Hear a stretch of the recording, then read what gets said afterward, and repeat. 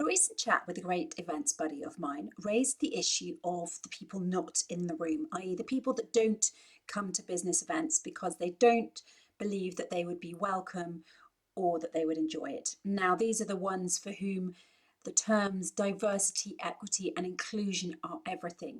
And we keep reading, in blogs and on sites and listen to talks saying that these are essential elements of a successful event strategy and that an event shouldn't be and can't be considered a success until every attendee is empowered to participate without barriers. Well, not at the events that I've been to as an attendee recently. Look, to be really inclusive, organisers need to start doing this, considering DE&I from the minute that they book their venue and plan a programme. So being inclusive of as many needs and disabilities as possible is intentional. It's not an add-on.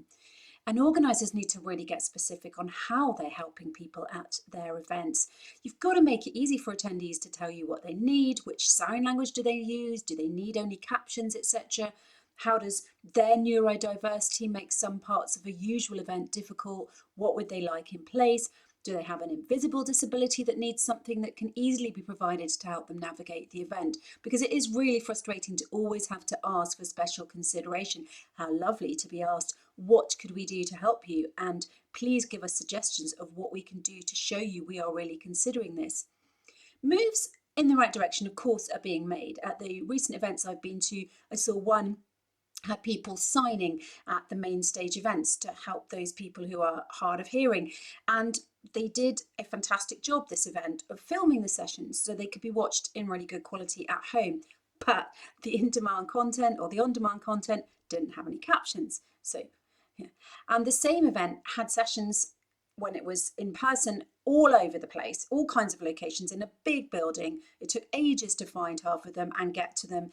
The toilets were on different floors from the event. There were big queues for the lifts. There were very limited places to sit down at meal times and not a single quiet space that I could find. There was no formal or moderated networking, just areas cordoned off and signs saying networking here.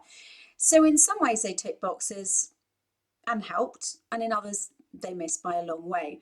Now, someone once said to me in a discussion about providing facilities for everybody that it's hard to justify the expense of full inclusivity because only a tiny minority of the audience will require. He said, for example, that he'd only seen one wheelchair user at a recent event. Now, of course, if it was more accessible, we'd see many more wheelchair users and many more people with disabilities. But of course, for many, the sense and knowledge that it's not going to be easy to go puts them off even attempting it. And it is often really simple stuff that needs thinking about and gets forgotten. For example, the venue may have what you need, but the planner makes the agenda so packed it's literally impossible for someone who isn't able to walk at speed to get from one session to another, which means they have to miss it or feel awkward arriving late. You've got to put yourself in every attendee's mindset. For example, you've got an agenda labelled a networking break coming up, but it's a 1:30. The next plenary that you want to go to starts at 1:45. You need the loo and you need a specialist one because you have mobility issues. You also need to charge your electric wheelchair. And like everybody, you might need to call home to check your partner remembered to take the kids to the dentist. You really want to grab that man who asked the interesting question in the last session and introduce yourself because he sounds like a good prospect. What are you going to do? Can you do it all? Are you going to be happy, pleased, frustrated, annoyed? See what I mean? Organisers, ask these questions of yourself and your attendees. In fact, better still, ask these questions of the people that don't come to your events. Find out what they need and give it to them.